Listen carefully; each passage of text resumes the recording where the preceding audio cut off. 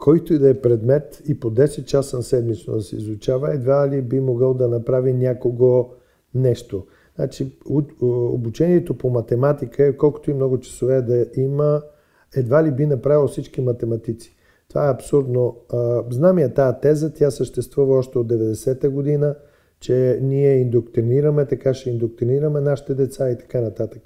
Вярата е чудо, което се случва със всеки един човек. Ние говорим тук за запълване на празнина в образоваността на българските деца.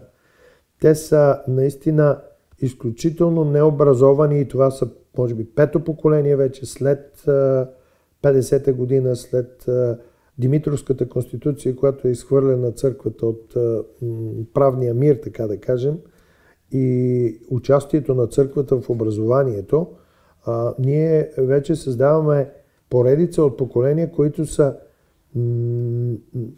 изключително необразовани. За възпитание изобщо не може да говорим в църковност.